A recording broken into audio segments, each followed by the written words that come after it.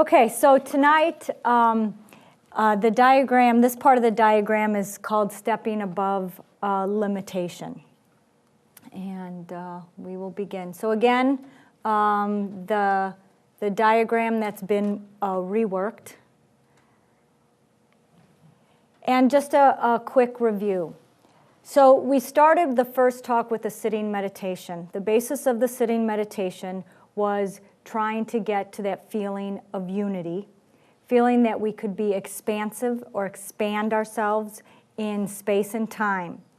And along with that too, the states of consciousness. And we had talked about working the states of consciousness as far as paying attention or being aware of what we do physically, our sensations, and being aware of our emotions or our feelings, and being aware of our thoughts. So it's not just automatic that these things are coming and going, but to be aware of them and see how they affect what we do in our daily life.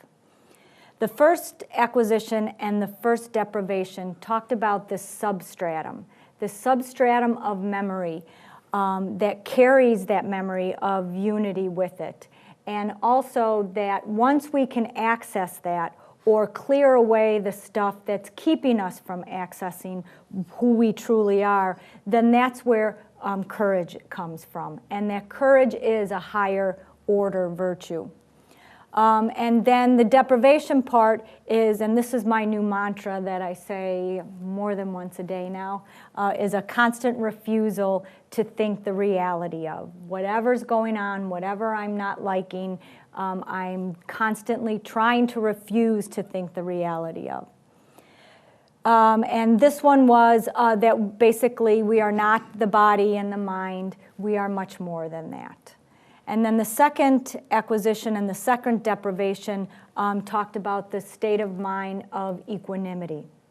And that our body has many likes and dislikes. We have very many judgments on things. Sometimes our minds are like that teenager mind where I'm sure I don't like this. I've never tried it, but I'm sure I don't like it because it's a little off or a little different from the pattern that I'm used to. Once we can realize what our bodies are doing in relation to that, hopefully we can break this pattern, we can break these habits and access some of that equanimity that's out there. Anything to add? Okay. Okay, so stepping above the limitation, our lower nature, as HPB has said many times, is limited. It's limited by the very nature that we're in the physical world. So just three things I want to go over before we read the quote. One is that we need to be aware that we're only a fragment of this higher self. And the way that I remembered that was if we identify with all that we are here, we're losing so much of what we really are. In the example, I think Pablo has given it before, that if you take a magnifying glass, it magnifies a specific ray of the sun, and we can see that ray. So that ray is who we think we are, but we forget that really we're the whole sun. And usually that little ray is used for like burning leaves or making ants run away. If we think all that we are as that little ray, we're missing out on the part that says that, you know, we're the light that gives life. Whoops. We're the light that gives light to the whole world, okay? So that was one thing I want to express, is that we are more than just this fragment or just this ray. And then the second one is that throughout this process, it seems like as we learn more, we know more. And that idiom, ignorance is bliss, has a whole lot of meaning in there, because it seems like as we get as we watch our dislikes and likes, I've noticed that I dislike and like everything. I have a judgment on everything. I have very little equanimity. And I'm also more sensitive to that. So when I know that that is part of the process that I just have to go through to get to that equanimity, then I can kind of just understand it a little more and follow it through. And then the third thing, this journey that we're on, this spiritual journey, for me it seems like, and we've talked before about it, that we're at the teenager stage. Once again, if I go back and think of my 16-year-old, if I think that that's all he is and that's all he's going to be in his whole life, I am really worried about him. But if I can just take a step back and realize that this is a stage that he's going through, that there's so much more out there that he can do, and that, and feel comfortable with, he can become a lot more than this teenager self, then I can sit back and kind of not worry as much. But the same thing with myself, is this journey that I'm on is a stage. I'm at a stage right now, and all I have to do is keep working, and hopefully I'll get to a bigger, wider, more united space. Okay, so I'll read the quote, and then I'll let Pablo get talking here. In its own inherent nature, or essence, the higher ego is omniscient, for it is part of the divine mind. But once that it has been brought to incarnate on earth, it takes up all the materiality and all the finite attributes, so to say, and the qualities of the personalities it incarnates in. And moreover, these personalities are subject to the imperfections of the material form. So the idea of the higher ego is the technical way in which the Theosophical teachings talk about this higher, in the sense of more impersonal, more universal sense of I-ness. The word ego comes from the Greek ego, which simply means I-ness. So there can be a spiritual I-ness, which means it's a sense of being in which there is not real separation, or there can be a material or a lower I-ness, which is the one that feels I am this and I am separate from all of you. So the idea of the higher ego is this spiritual I-ness, which is what normally we could call the soul that incarnates and animates the personality. And the personality is this bundle of sensations, emotions, thoughts, memories, which do not really belong to the soul. They belong to the matter that we are made of. My body has a particular constitution that may make it lazy or hyperactive, sensitive or dull. Those are not qualities of the soul. The soul is beyond that. There is this particular body as a result of previous causes, and also probably there is a reason why the body is the way it is, but the soul is beyond that. Same with the emotions. The soul has nothing to do with my particular emotional makeup. I may be peaceful or more prone to anger or to depression or to enthusiasm. That is a quality of the emotional body that the soul is animating. And the same with the mind and the kind of thoughts we have, the kind of intelligence we have, etc. So Blavatsky is saying there that the soul, on its own plane, in its true nature, is omniscient. It can realize the reality of anything that comes into its own perception, on its own plane. But when the soul is animating this personality, it gets caught in the limitations of the personality. And one of the things that happen, one of the more difficult aspects of this process is that the soul loses the awareness of its true nature. So part of the spiritual path is to regain the awareness of what we really are, in spite of the limitations that we as the soul, and even the soul is a fragmented expression of something more than we are, but let us concentrate on that level. So I was saying that the journey is, part of it is for the soul to realize its true nature, even when expressing through the limited personality. But as we are going to see, in order to do this, the soul has to first break the illusion or the limitation or the identification that says, I am this, and I am nothing else but this, Pablo, this personality. The normal state of consciousness must be molded by the perception in all embodied beings of limitation only. From this arises criticism without praise or blame. And here, Blavatsky for criticism means discernment, not as we take criticism. Do you want to say anything? Yeah, we are going to see. So remember the first acquisition was, these acquisitions are like states of consciousness or concepts that we have to cultivate, because those concepts open the door to a deeper perception. The concept itself is not the truth, but because they are more in tune with the truth, they can open the door to the perception of the truth. So the first acquisition was to have this sense of being more than the body and the mind, and we as consciousness pervading everything.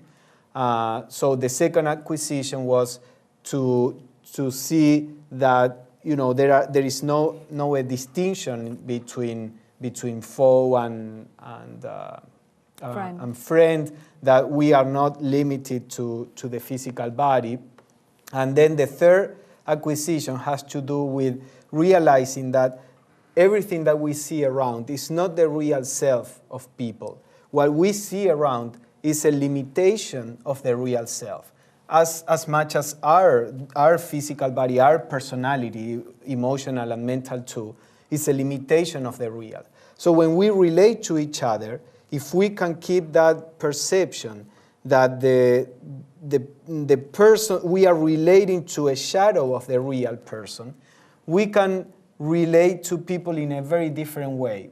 We can understand, not only to people but to ourselves too, that there is a consciousness there trying to express through a lot of limitations, and then we can say this action is wrong or this action is right if it is necessary. That's why Blavatsky says there can be a criticism, again in the sense of an assessment of the situation if it is necessary, but without putting into that a condemnation or saying this person is guilty of this, because we can realize that it is the way it is. The consciousness is limited intrinsically when expressing through the personality. What we're doing now is there's one acquisition and 3 deprivations. And that we are going to go through. Yeah, that we are going to go through tonight. Because you can see, if you see on the diagram, there's 3 acquisitions and there's 5 deprivations. The last 3 deprivations kind of fit into one bundle, so that's what we've done here. But there's really no new concepts that we go over. Madame Blavatsky kind of is now really pinpointing or honing in on this idea of that we're unity, we're not the personality, to tap into our higher self. So when we read through this, we may not have a lot of comment, but really listen to the quotes because they'll help fill in the concepts. So the Mahachohan says here, why has this struggle become the almost universal scheme of the universe? We answer, because no religion, with the exception of Buddhism, has hitherto taught a practical contempt for this earthly life. Teach the people to see that life on this earth, even the happiest, is but a burden and an illusion, that it is but our own karma, the cause producing the effect, and not a personal God, that is our own judge, our savior in future lives, and the great struggle for life will soon lose its intensity. So this seems or sounds harsh, especially to the Western ear, and this is why Buddhism was normally seen as a nihilistic or negative religion, because there is the idea, the first thing that the Buddha said when he got enlightenment is life is suffering. And no matter what you do in life, you will encounter suffering. So we say, oh, that's very pessimistic. Well, point out to one person that can live without suffering, unless that person is enlightened. And again, the relation with suffering changes, but you cannot avoid it. So the idea here, even though it seems pessimistic, is actually giving the key to relate to suffering in a completely different way. When we go to a theater and we watch a movie with very high expectations, then the movie will disappoint us. But if we go with no expectations, even more, if people say it's not a really good movie, and we go thinking that probably it's not a really good movie, many times we are surprised. We live in life with the opposite attitude. We expect life to be great, the whole universe going around us, everything going on the way we want it. And we have such high expectations that when even little things, annoyances happen, we suffer and we don't understand why. This was in the West, this was very much emphasized by the Stoics, for example. They would say, if you know beforehand that is what life is, there will be suffering, struggle, and this, then when that comes, you are not surprised. There is a person that is aggressive. You know the person is aggressive. You relate to the person is aggressive, and then you are surprised. I think it was Marcus Aurelius that was talking about this. So whose fault is it? You know that the person is aggressive. Why are you surprised at all? If you relate to that person, knowing that that is the way it is, well, when the person expresses its own nature, you can take it in a different way. So now that's one part of it. But the other part of this quote is that when we realize that what we are looking for cannot be found merely on a physical, emotional, and mental existence, then we begin to let go of that. If you cling to a toy, thinking that the toy is going to make you happy, and you are growing up, and you are a teenager, but you are still stuck in the idea that this toy, because it made you happy when you are a kid, it has to make you happy, you cannot move on. So when you begin to realize that what we really look for, this peace and happiness that we all are looking for, cannot be found in the way that we are looking for, then we start losing our grip on life on the material plane. And as we lose the grip, then we begin to enter into this state of happiness and peace and harmony, which belongs to the spiritual consciousness. We may have to work in the world and relate to, but because we are not looking for satisfaction in the world, then the door is open, we empty the cup so that something else can come from above, which is what really will bring us happiness. Okay. Soar beyond illusions, search for the eternal and the changeless Sat, mistrusting fancies, false suggestions. This was from The Voice of the Silence. Yeah, and Sat is a Sanskrit word for the real self. So again, you see the same idea. Learn to distinguish the God in everyone and everything, no matter how evil he or it may appear on the surface. You can help your brother through that which you have in common with him, and that is the divine life.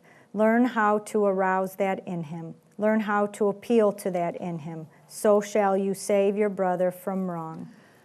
So the whole idea here is we relate to each other in a world of illusion. Not illusion because it's not real. Illusion because our perception of it may be wrong.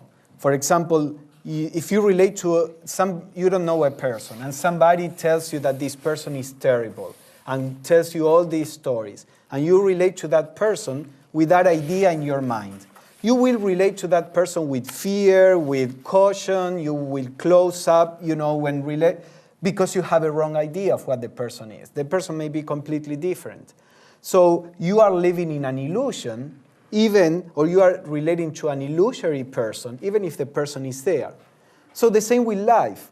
The concept that we have of life and the expectations are not true. So we live in an illusion. We relate to a very superficial aspect of each one of us. we relate to life in a very superficial way, if we can see that all that is illusion, as the acquisition says, that everything that you are relating to is a limited expression of the real, then you can start trying to distinguish the real behind people, behind situations. It is only when you understand that the expression is limited that you can start looking for the real behind. And that's what Krishnamurti is saying there in At the Feet of the Master. I'm very grateful to have been able to do these 4 talks, because for the last 4 weeks, all my extra energy and time has been going into reading the quotes and listening to other talks and reading articles. And so I've really noticed a lot of this stuff in regular life. For example, when I get to that state of boredom, I always turn to my iPhone and I'm like, oh, I'll check Facebook. And so as I check Facebook, I notice how, like Pablo was talking about the superficiality of life, how people's photographs and their whole lives are on Facebook, and they look so nice, they look so happy, and I found myself going, why can't I have a family like this, or why can't I take pictures like that? And I really had to stop and catch myself and go, oh, okay, I need to look at this a little bit less. Because that's what we do. We think our life is a song or a play or a country western movie. So we think it's those things, and then like Pablo said, we get disappointed when we don't know what hit us. Yeah, actually, there is a study in one university here in the U.S. They did a study on that, and they saw how the social media produces sadness and depression in people, because everybody's portraying like a fantasy, in the sense that you are picking up, certain moments, and people feel that. People feel the contrast, or when you post it, and then you see the contrast between your life, because we try to generate this fantasy of life is everything, easy, smile, everything goes the way you want it, everything is great. And then that itself produces the sorrow. All right, and then the other point I wanted to make, and I hope I haven't said this series of talks, was I think what happens now that I'm a little more older and mature is that in our 20s, we're so grateful to be out of our parents' house that we think we can do anything, throw any problem at us, any situation, and we'll just kind of stumble through almost blindly and come out the other side okay. And then we get to our 30s and we've started a career, or we started a family, or we've got really involved in something. And that energy just keeps us going. We can't even pick up our head per se to see what's going on. And then in our 40s, we're kind of still muddling along, figuring things out, thinking we have a little less energy than we did when we were in our 30s, but everything's still kind of okay, and we've still got our eye on the goal of whatever the goal is, the American dream, whatever you want to call it. And then we hit our 50s, and we start to get a little more tired. And we start to notice that either our career isn't what we thought it was going to be, or our family isn't exactly what we had pictured them to be, or we're taking care of career, family, and parents, and we're absolutely exhausted. And then all these other little problems that came up that started in our 20s that keep coming up in just a different form, it just like whacks us in the head, and we're dumbfounded, and we're like, how did we get here? Why is it like this? I never saw this coming. And when we don't have something that's deeper or wider or higher to grab onto, I think we get lost. And I think we think we've been so disillusioned by then. So I'm hoping, since I'm not there yet, that the 60s and 70s and 80s will be more of that equanimity. Don't tell me anything different, because I don't want to know. Obviously, all that depends on how one is. There are many people that go through all that without having the feelings you are describing, because the problem with there is one stage in the path that is mainly struggle, and that is when the satisfaction that you can get from the outside doesn't really quench your thirst. Before you know, before your awareness is, let's say, more mature, eating good food and watching good movies, drinking good, that is enough for you to be happy in those moments. Very basic, simple pleasures are enough, and life can provide that. Of course, you will have still problems and suffering, but on the other hand, you get these simple pleasures that generate a state of happiness. Now, when consciousness begins to lose the meaning, or begins to see that those things per se are meaningless, then consciousness is there without being able to grab that and to stand on that kind of life, but it's not still beyond. So in that stage of the path, in which most of us probably are, that's why we are searching and looking, then there is this experience. And it's part of the process. Eventually, as we work, we get closer to a state of non-conflict or non-frustration, because we transcend that state of conflict. But that is part of the spiritual path. And, it depends on what we do. And some people get to the end of their life with struggle, and some people get happy, yeah. All right, so the third deprivation, a constant refusal to think of reality of possessions, resulting in absence of greed, selfishness, and ambition. And here we go. Okay, how then can it be thought possible for a man to enter the straight gate of occultism when his daily and hourly thoughts are bound up with worldly things, desires of possession and power, with lust, ambition, and duties, which, however honorable, are still of earthy? Mm-hmm. That's not a typo, huh? No. Okay. I think it's a sentence they use. Okay. In that century. So this is not, the idea here is not that obviously we need some possessions, we need to have a career, or we may not according to how our life developed, but we need all that.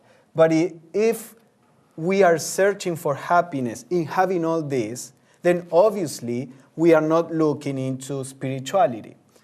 Because you either are looking down or up, so to say, or up and down, you go back and forth. But it's just, she's quoting with the straight gate what Jesus said. And also Jesus, when he said you cannot serve, the Father and the Emperor or the Caesar, that doesn't mean that you cannot live in the world. But if you are in love with the Caesar, if you are in love with all this, then that is what absorbs your attention. So the first thing is to fall out, from these kind of pursuits, and we are going to see other quotes about that. Your needs are unreal and your efforts are meaningless. You imagine that your possessions protect you. In reality, they make you vulnerable. If you think about that, that's very true. I mean, the more we have, the more fearful we are that we are going to lose it. The more we have, the more open mouths are there that we have to give energy and to keep going. Possessions, instead of protecting us, they demand that we have to keep them alive, to keep them growing, to keep them, because the law of life is for things to be impermanent, for things to begin and end, for things to break. So the more we have and the more we are attached to what we have, the more vulnerable we are. Just think of your iPhone. Yeah, Yes. think of your iPhone, and I was actually thinking of that a few days ago, how all the digital stuff and technology is the perfect children of our age. Because in the past, when somebody wanted to build something, the idea was to build something that would last. Something that was good is something that would last. Now, the economic system that we have now is based on things not lasting. Actually, I read that they have a problem with the iPads because people are keeping them for too long and they are not buying new ones. And that is a problem for Apple, that they are not selling more iPads. So the idea is that if we get with the materiality of things in this culture, the whole system is so that you have to always keep up with the new things. Because the iPhone, no matter how much you take care of it, after a few years, you just cannot use it. The software doesn't work. And the same with computers and many other things.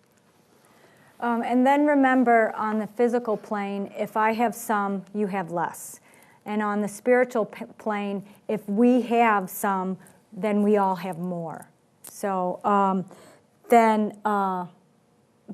what was it? The possessions on the higher plane multiply and unite. And when we have possessions on the lower plane, it separates and divides. Yeah, possession in the sense, the more love you have, the more you are producing love around. If you are a loving person, you stimulate that in others. But the more possessions you gather, obviously, you are taking it from somebody else. And countries that are wealthy, as we said before, as these and other countries, they actually use far more resources in the world from the poor countries. And that's the way it is. You know, the resources are limited. So what Michele said, on the physical plane, gathering means depriving others. On the spiritual plane, gathering or possessing means multiplying that. And then Madame Blavatsky, this next quote talks about possessions, because as soon as we hear possessions, you know, my mind automatically goes to something physical to hold on to. But it's more than that. She says here, the reference to possessions does not mean mere money alone, but also their ideas, their private thoughts, their mental forces, powers, and faculties, their psychic powers, all indeed on all planes that they own or have. Yeah, and we can have thoughts and beliefs as possessions, and if you challenge them, it's like if you are challenging or trying to steal something from me, and I will defend it, and I am identified with my possessions, my idea of myself, of my career, of my name, of, you know, possessions can be on any level. Okay, desire possessions above all, but those possessions must belong to the pure soul only, and be possessed, therefore, of all pure souls equally, and thus be the especial property of the whole only when united. Hunger for such possessions as can be held by the pure soul, that you may accumulate wealth for the united spirit of life, which is your only true self. So that's what we were saying. Yeah. About love, wisdom, all these things. And then the last one from Light on the Path is kill out ambition, work as those who are ambitious. And then I just wanted to add, when we were talking about possessions before we talked about killing, that I remember when I was going through a course about philosophies. And I remember what struck me was many philosophies or philosophers had ideas about not owning things, that we shouldn't own our home, that if we own stuff, it just creates strife in the world. I know that was, I think, one of Plato's. Marxism with communism has that idea. And I remember listening to in Thomas More's Utopia. He wrote this story. And he went so far as talking about we shouldn't stay in our house for more than 2 years. I mean, in Utopia, they didn't get to stay in their house for more than 2 years. They had to move. Can you imagine all the stuff we wouldn't have if we had to move every 2 years? So, and that from a practical sense, that makes perfect logic. So, well, no, I don't mean the not owning things, but I mean because I don't want anyone to think I'm talking about communism in case McCarthyism is still out there. Sorry. I think it's a material solution to a spiritual problem. I don't think it works. Oh, okay. Well, no, that, yeah, there's, said that's a material solution for a spiritual problem. Yes, well, that's what communism tried to do. Now, if you read more as what Michele was talking about, he said the idea was there was an island, and the people in this island lived in this utopia. And he said, because people didn't love possessions, or because people loved more the free time than the possessions, they could work only 4 hours a day, and the rest of the day use it to cultivate themselves in arts, philosophy, religion. But that was possible because they were not in love with possessions. So they need really little. And then with everybody working 4 hours, it was enough to have what they needed. So in that sense, that would be a utopia based on a spiritual maturity. It's not like in communism that somebody's forcing you to do it. You know, when you try to force, you never get anything real. But in this utopia, people were mature enough to willingly live in that way. And that's how many religious communities live. You know, all religious communities around are communist, but in the sense that they willingly say, why do I have to own things? We can share. I don't need to own this. Of course, certain things are necessary. And we have those intentional communities everywhere. I mean, the Theosophical Society is an intentional community here, where I remember when I first came here, there's a car, there's a vehicle for the staff, the residential staff to use, so you don't have to own your own car. You know, you don't have a lot of possessions in that sense. So I think what the Theosophical Society, and then also many of these intentional communities are having, is they're planting seeds for the way that we can live in the future. The mass of humanity doesn't have that maturity, that spiritual maturity to do it, but we can sure, you know, try in spots here and there. I know one of the intentional communities has a store that when you're done using something, you bring it there, and if you need something, it's like a free store. You just go and take what you need and bring what you don't need, and it just goes back and forth. So those types of things are things that we, you know, can look forward to. And in Europe, in several countries, and also I know they are doing it in Argentina too, this system with the bicycles, that there are places where there are bicycles, you go there, you grab one, go wherever you have to go, and then drop it in some other place. And it's working really well. So eventually that could be done with many things, with cars too, and with many other things. If people are mature enough, all these things can be done quite easily. Okay, so remember, that deprivation was about possessions. Okay, this one, the fourth deprivation, is personality. A constant refusal to think of reality of the personality, resulting in absence of vanity and remorse. Okay, so we start with Mabel Collins again, Light on the Path. Not until the bonds of personality are loosed can the profound mystery of self begin to be seen. Here, I'm just going to read these. 'Tis from the bud of renunciation of the self that springeth the sweet fruit of final liberation. From Collected Writings, one has to kill one's personality and its passions, to blot out every idea of separateness from the divine spirit in man, to become one of the eternal and absolute life and light, Sat. Wait, before you go on. Okay, so you can see Blavatsky was always in her language quite strong. And actually, if you read any work on mysticism, most of them in their language are quite strong. And I think that part of it is so that it can, you know, when you say, yes, well, you have to transform, and then that opens the door for us to be complacent. I always remember there was a speaker that was talking about Jesus. And she said, why did Jesus have to die in the cross? And she says that she thought it was because when he was in the cross, as probably all of you know, he forgave people their sins. And he said, Father, forgive them because they don't know what they are doing. By the way, that is seeing the limitations in everybody and not blaming them. He saw that they didn't know what they were doing. Of course, at the mental level, they knew, but at a deeper level, they didn't know. If a person knew what an act of violence or aggression produces, not only in the world, in the person, but in himself, that person would never do it, or we would never do a wrong act if we really knew what that produces. So the thing is that we don't know. So this person was talking about when he was being killed, he forgave everybody. And she said, this shows the extreme commitment, because then we cannot say, oh, I'll forgive you if you are a follower of Jesus. You cannot say, oh, I will forgive you, but this is unforgivable.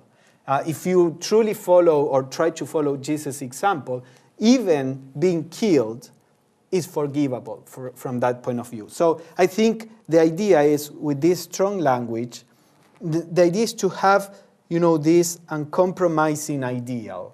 Then we do whatever we can. Again, if we bring in all the guilt part, then that defeats the purpose. But we have this ideal that is uncompromising. And then we understand that we are not there, but that is a direction, and we do our best. And that's all we have to do.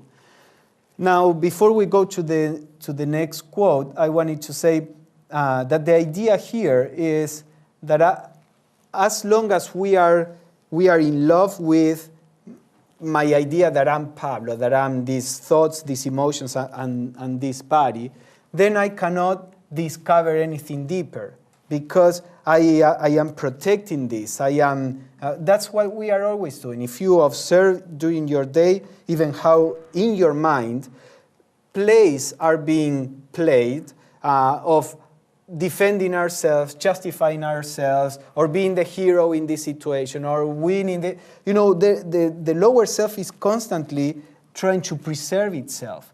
Why? Because it's not real. If it were real, nothing can destroy something that is real. But because the lower self is not real, it's an idea, then it has to be constantly supported, constantly rebuilt. So as long as we are in that process of keeping, it's like if it were sand and the sand is falling and we are constantly trying to keep the shape. As long as we are doing that, we cannot see that we are not the sand. So that is the idea behind this. And Nisargadatta will explain why this radical view, I think, that most mystical treatises take. And so that's why I think that Blavatsky talks and mysticism talks so strongly about killing what isn't real, killing the personal part, because we can purify this and we can make them look better, but it's still that lower self. It's not part of that higher. Yeah. Sorry, in the idea of killing, there is the idea of finality. Not necessarily when we say kill, is not with the idea of the violence behind, but the idea of death is the idea of finality. So that's why these mystic works talk about killing. It's just like if you are in a prison, it would say, destroy the prison, break through, break free. Not paint the prison, and paint a nice landscape, mural, and put some, so that you are more comfortable in the prison. They would say, break through, break the wall. So that's more or less the idea. And Nisargadatta says here, the conscious personal self cannot change fundamentally. It can only modify. Anything to change must pass through death, through obscuration and dissolution. Gold jewelry must be melted down before it is cast into another shape, but refuses to die cannot be reborn. What refuses to die cannot be reborn. That's what I was going to say too. The other strong words that you'll see are the obscuration, annihilation, and those kinds of things. And it sounds, our personal self is kind of shaken because it's a little bit worried about those strong words. Now, the idea here is, just as Jesus said, you cannot be reborn in heaven if you don't die first. And most people thought of a physical death. When reading all this, we have to understand the meaning behind, not literally. But you can understand this better, I think, with the example of a dream. Suppose you are in a dream, and it's a nightmare, it's a bad dream, and you are caught in the dream, and somebody is chasing you, and in the dream, what do? You run, you try to preserve your life. So a sage gets into your dream, you are running and running and says, hey, wait, this is not real. Stop running. Let this thing kill you, and you will wake up to what you really are. And in the dream, you say, no way, why would I let that happen? But if it happens and you wake up, you have the whole relief of coming back to what you are and of the dream being over. So the personal self, when listening to this, has this fear because the personal self, just like your dream self, doesn't want to disappear. Even though the dream self is an illusion, it's a creation of the mind. Well, our personal self is a creation of the mind. When listen to this, he says, no way, I don't want to disappear. But the soul that is imprisoned in the personal self, when that personal self dies, disappears, there is this, what religions call liberation, nirvana, and every single person that went through this describes it as eternal bliss, as full love, as with all the best qualities that we know. So obviously, when the personal self dies, what is behind, what is real, is far better than anything that the personal self can try to be or attain. But we have that problem that is an inbuilt mechanism in nature that anything wants to preserve itself, even if it is an idea in the mind when we are dreaming. So when you see all this and you feel the personal self, shrinking from it, bring to your mind the idea of the dream and the ceasing of the dream. Okay, so the third deprivation that we talked about was possessions. The fourth one was personality. And this fifth one is a constant refusal to think of reality of sensation, resulting in the absence of gluttony, lust, etc. Okay. In sensation, no permanent home can be found, because change is the law of this vibratory existence. That fact is the first one which must be learned by the disciple. Kill out desire for sensation, learn from sensation and observe it, because only so can you commence the science of self-knowledge and plant your foot on the first step of the ladder. Before we go on, just see that sensations are not permanent, and that is the foundation of suffering, because we have a pleasant sensation with food, with people, with situations, with whatever, and we want it to last. And by its very nature, it cannot last. A sensation that is extended soon becomes pain, even physically. The nerves can perceive a certain kind of vibration, let's say, and at the beginning it becomes pleasure, but if that is made constant, it begins to hurt the nerves. So sensation by its very nature is impermanent and is constantly changing.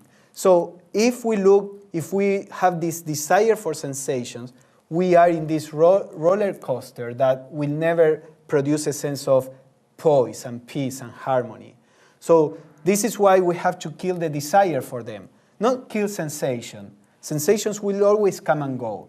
But if we stop trying to cling to one, then we can observe the sensation and we can learn. And we can learn how to enjoy the sensations when they are pleasant and how to dwell in the sensations that are unpleasant with this poise and awareness. And they come and go while we remain behind stable. So this is what this deprivation is trying to talk about.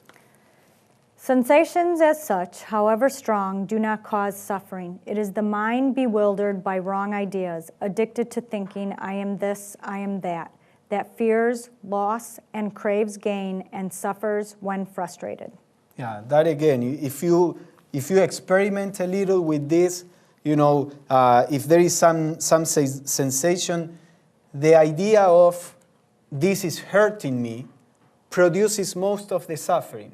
If you know that it doesn't hurt you, then there is no suffering. Sometimes, in many things in life, your body may be physically hurt by something, but if you are doing that with love, it doesn't produce sorrow. The body may be sore, but it doesn't produce sorrow. Even if you like adventure, and you are doing a sport, or you are climbing, a wall, and you fall, and it hurts, but you are excited because you are doing something you love. If you are falling when you are cleaning your house, that is far more, painful, because the mind sees that as an aggression, sees that as something that should not happen, that should not be there. So this is what this quote Nisargadatta says. The sensations themselves are not very powerful, but our mind invested in the sensations create a universe behind the simple sensation. The spiritual ego reflects no varying states of consciousness, is independent of all sensation, it does not think, it knows, by an intuitive process only faintly conceivable by the average man. So that is the idea that our true nature is beyond sensations. So we can watch them. When we watch sensations, we are positioning ourselves in the true nature that is beyond the reach of sensations. Not that they are not perceived, but they cannot really affect what we really are. Okay, there at the bottom of the chart there is a note. Now, I think we reworded them here. It might be a little different. Rearranged it. The note. So the note, the way we're doing this here on the talk is these deprivations are produced by the recognition of their being the source of bondage, ignorance, and strife. So that is the reason. Why should we let go of, or try to let go of all these things? The desire for sensation, the identification with the personality. The more we recognize how they are chains, how they keep us from what we really are, the easier it is to practice them. When we see that something is poison, then we just don't drink it. We don't have the need to drink it. When somebody says, well, this is poison, but it tastes so good, and you are not really sure, maybe poison or not, then you have to struggle. But when you see something is bad, then you don't touch it. So the idea is that we have to develop this wisdom by actually watching our life, watching ourselves, paying attention to what happens. We develop with this wisdom that naturally we recognize, I don't want this in my life. And even though the thing will keep happening because of the habit, we can let it go eventually. And that's what that substratum to me is. It's that place where it just knows, like in the last quote we read. All right, so Damodar says here, the desires, who was a disciple or a Chela, early Theosophist. The desires and passions are, so to say, chains, real magnetic chains, which bind down the mind to these earthly carnal enjoyments and appetites. And he who wishes to rise superior to the Maya, which pervades this world, must do so by breaking those adamantine chains which hold him a prisoner in this transient world. And Nisargadatta adds, all your problems arise because you have defined and therefore limited yourself. When you do not think yourself to be this or that, all conflict ceases. And we have to remember that our vehicles are there for us to use, to get us from here to there, and they're not, and that we are not the vehicle. All right? Yeah, so again, like what we said last week, we have to begin with simple things. We cannot all of a sudden stop needing things that we think we need. So when you see these things, understand it. You see that many desires, having these many desires are keeping us prisoners, and start cutting off the things that are more superficial in your eyes, and start working on that. And the things that are important to you, you don't necessarily have to enter in conflict and guilt because you cannot give it up. Begin to watch it.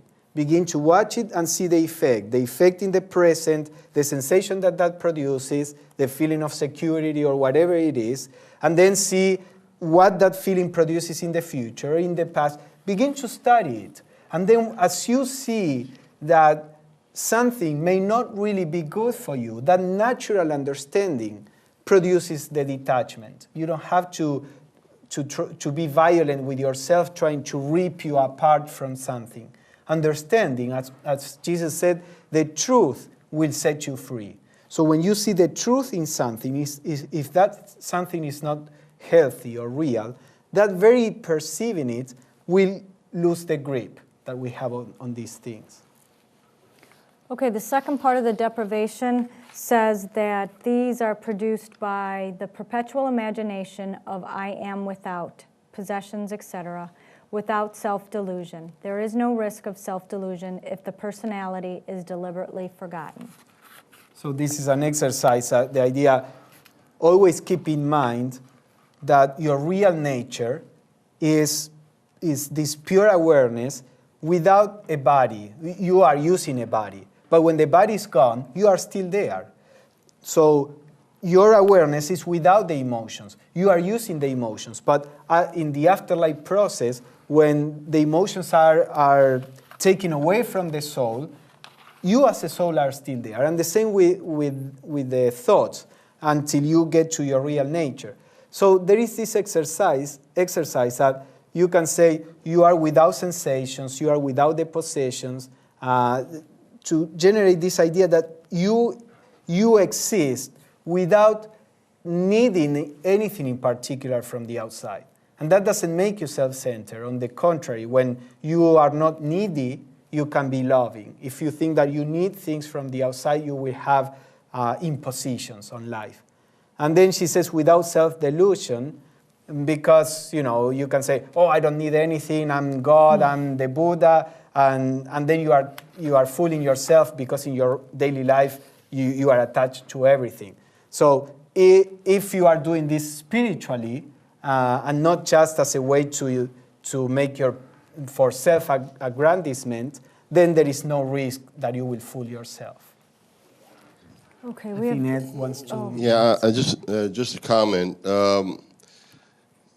You don't have to see yourself without these things. You can just notice that those things come and go. So if you identify with a sensation, notice the sensation comes, and after it goes, you're still around. And that's true about everything that we identify with. When we go to sleep, the body disappears.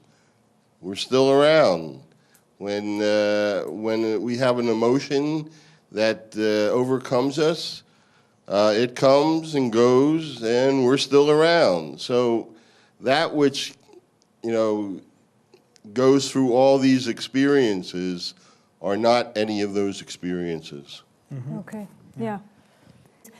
And then this part I thought was important, was design your own diagram. Pablo came up with an idea at the end of a talk that he gave in Crotona, was to come up with acquisitions that you think you should cultivate. And then what deprivations do you need to kind of constantly refuse to think the reality of in there? And the idea, once you do this, I was thinking is that when I started thinking about, why do I get angry at this or why do I get frustrated at this, if I really keep thinking about it and watching my habits and everything, I notice that it's usually not because of one thing. It's usually an accumulation of different things, and if I can follow the thread back far enough, I can usually find out what that thing is that's driving me crazy.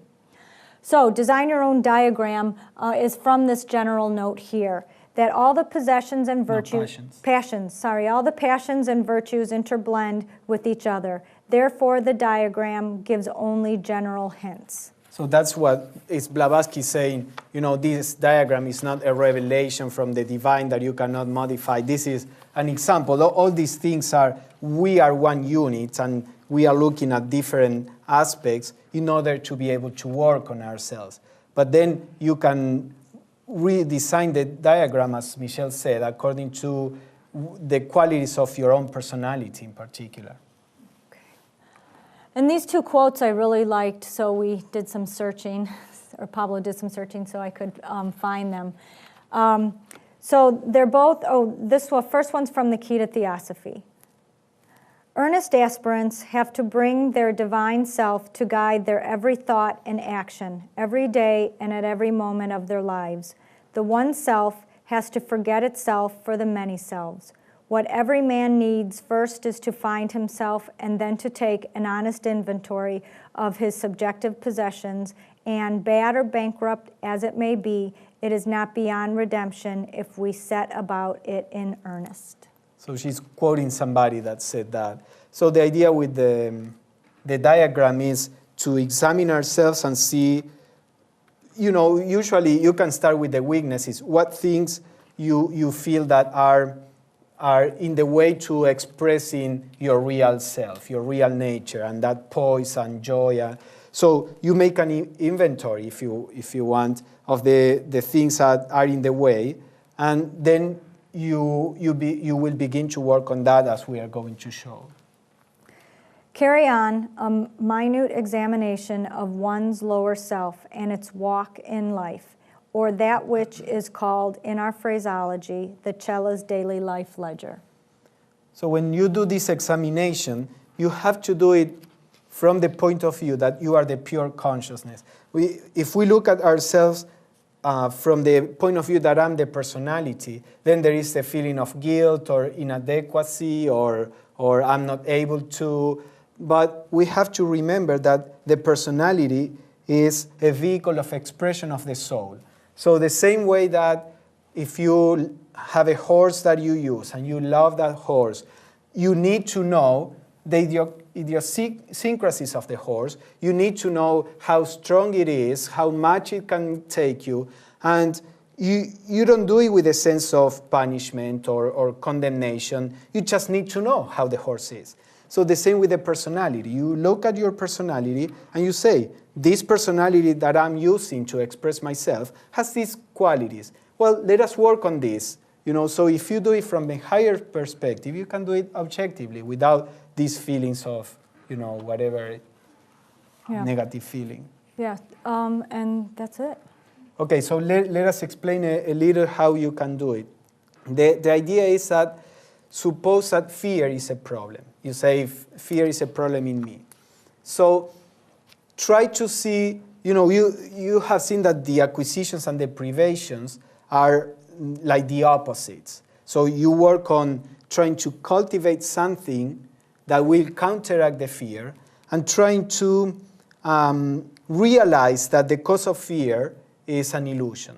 So remember, your consciousness must be molded by a sense of, courage, and you have to go through a constant refusal to think of the reality of whatever makes you afraid.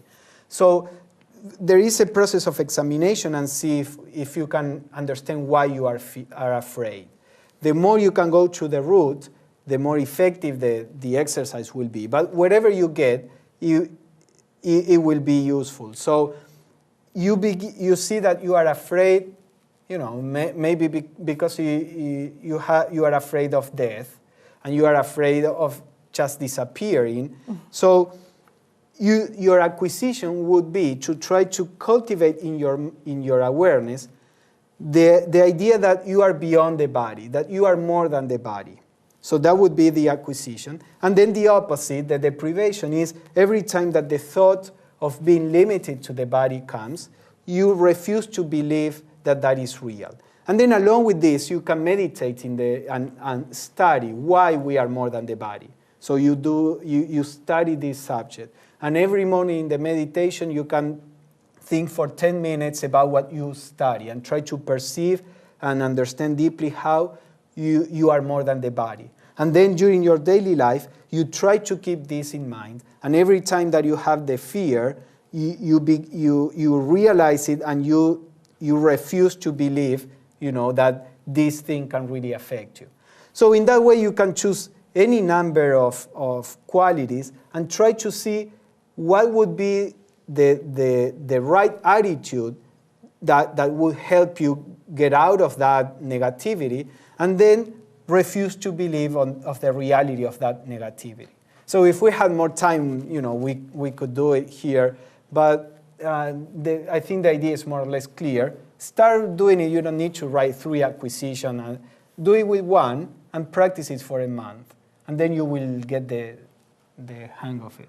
Right, and hopefully in that time you'll see some habits and maybe find that it's not fear of death, that is what, you know, your problem is. It's as you practice, your side, spiritual side, let's say, gets deeper and deeper, and you see the underlying causes that at the beginning you may have not seen.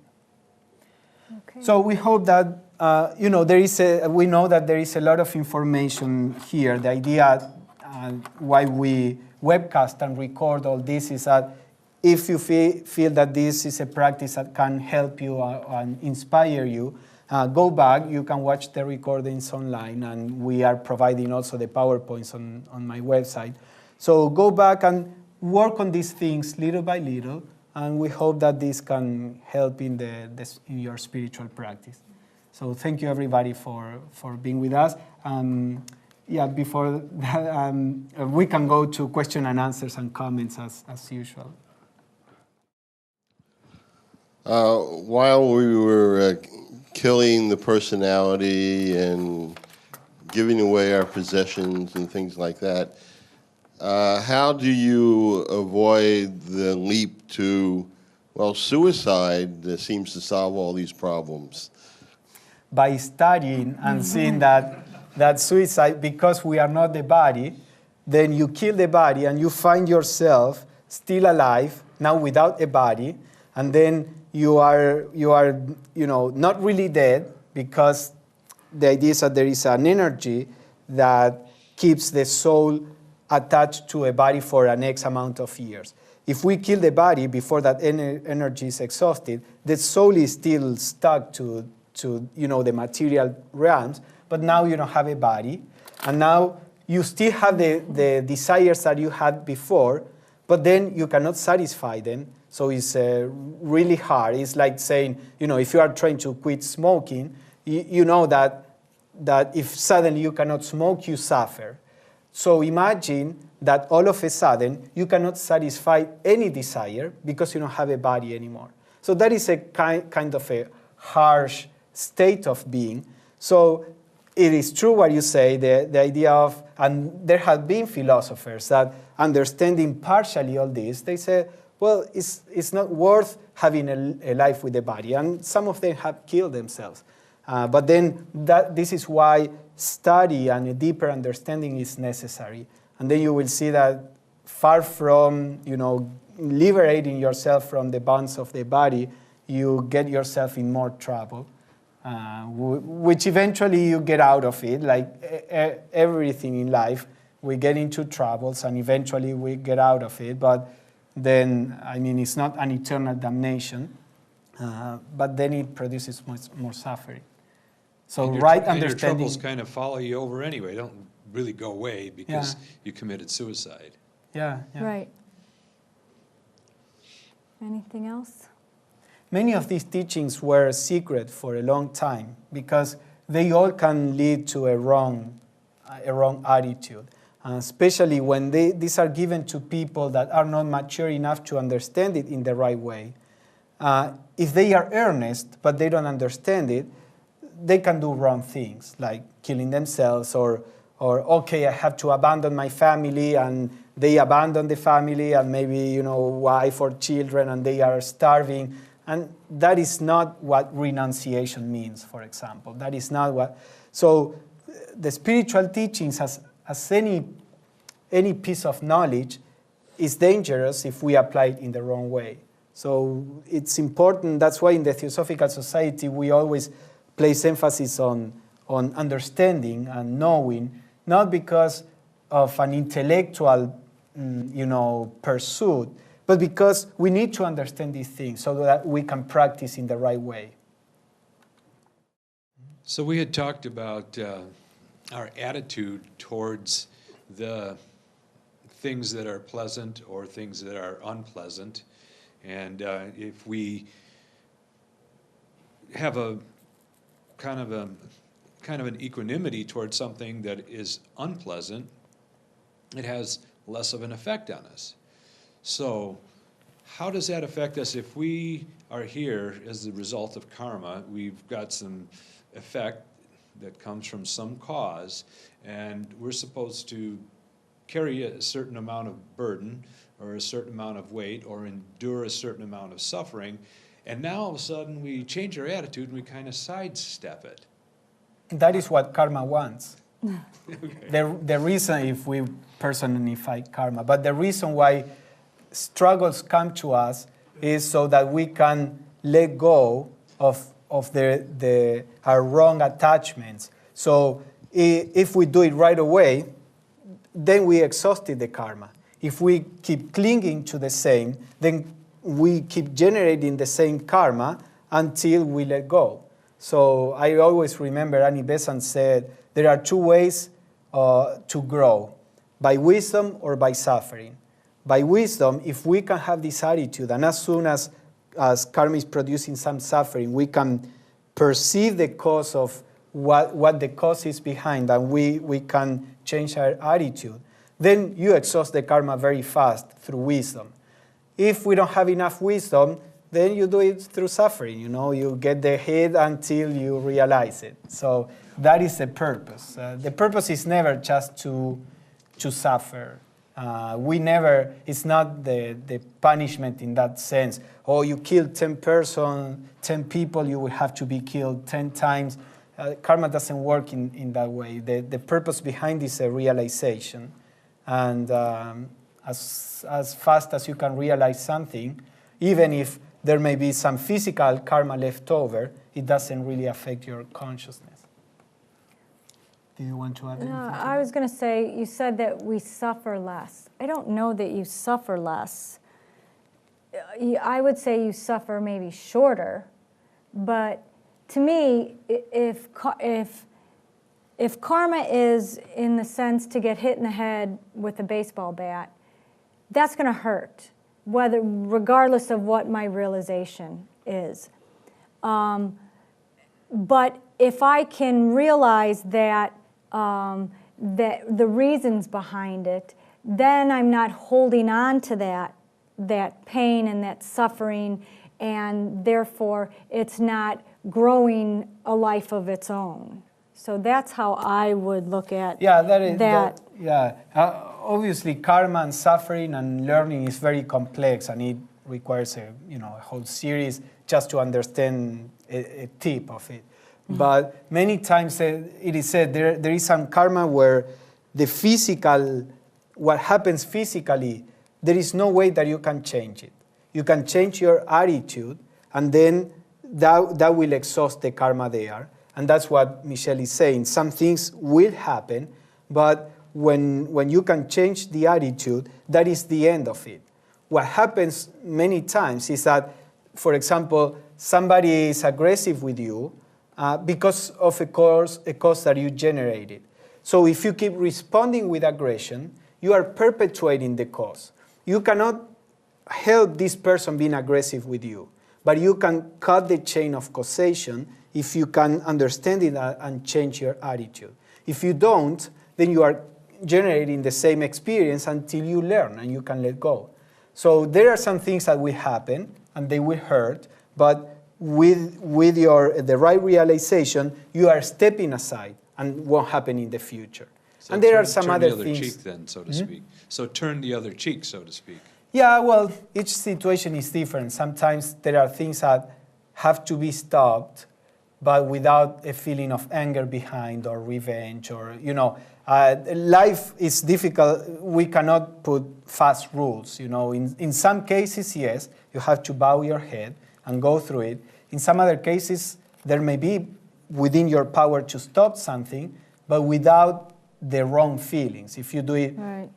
Killing somebody, to go to extreme, killing somebody out of love or out of anger would produce two completely different causes. Not that we can kill somebody out of love, but just to put, there is a story of the Buddha. The Buddha killed a person that was a murderer, and he killed this person because he was generating a terrible karma for the future. So he killed him out of love. Of course, we cannot use that excuse, but the idea is that what matters the most in karma is your inner attitude. Well, if we're here, it's because we got to pay for some bad karma. So we're all together. None of us are any better than anybody else. We just have to suffer together here on this planet until we learn. Do you think there's... But it would seem sometimes that there's a lot more suffering than... the majority seem to be suffering so much. Yeah, so yeah, once we lose that attachment, which we're now at a point where our spirit and matter are intertwined. And as that spirit and matter is intertwined, there's going to be some struggle or some vying for who's going to get on top. And as we do that, right now we're at a point where that's all there. It seems like that's all there is. As humanity. As a humanity. Yeah, and also remember what the Mahachohan said in his quote. On this plane, for sure, there is more suffering than happiness. And that is what the Buddha said.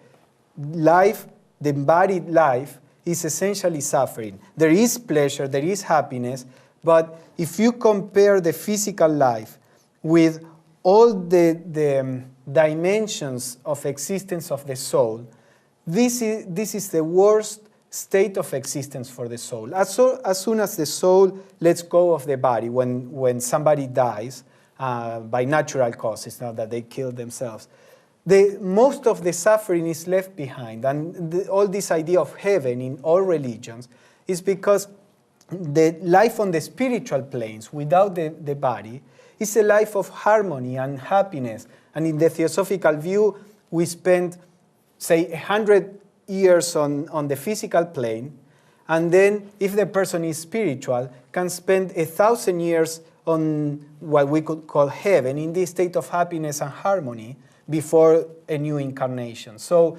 if you see the whole existence of the soul, there is more happiness than suffering. If you see only the physical plane, there is more suffering than happiness in general terms. And because we only see this and we cling to this, then things are more difficult. And that's what the Mahachohan was trying to say.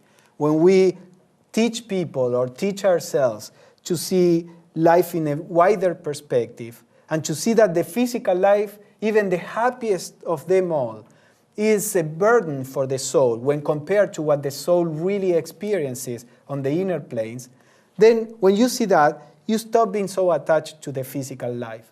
There is a purpose for the physical life. There is a purpose why the soul incarnates in a body. It's not that the physical life is worthless, but the very nature of the physical life has intrinsic the experience of suffering.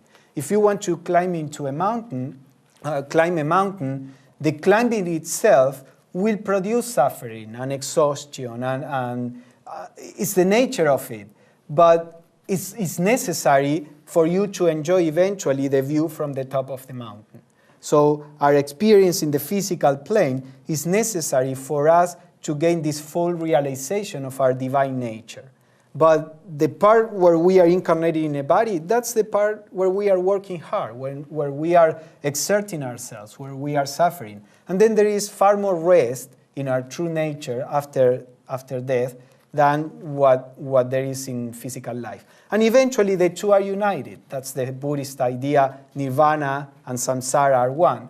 Once you get an awareness of your true nature, even on the physical plane, you are beyond suffering, and you are in this state of bliss. And that is where the spiritual life eventually leads the person. If you look at the emblem of the TS and you go from the outside in, you have on the inside the two triangles that are intertwined, and those two triangles represent spirit and matter. And like I said, this is where they're intertwined. But if you go inside that, you see the Egyptian Ankh with the circle on top and then the cross on the bottom. And the circle represents that spirit and the cross represents matter. So we're working, if we go from the outside to the inside, we're working where spirit and matter are intertwined to a place where spirit rules over matter or rules over the bodies. And that's what we're working towards.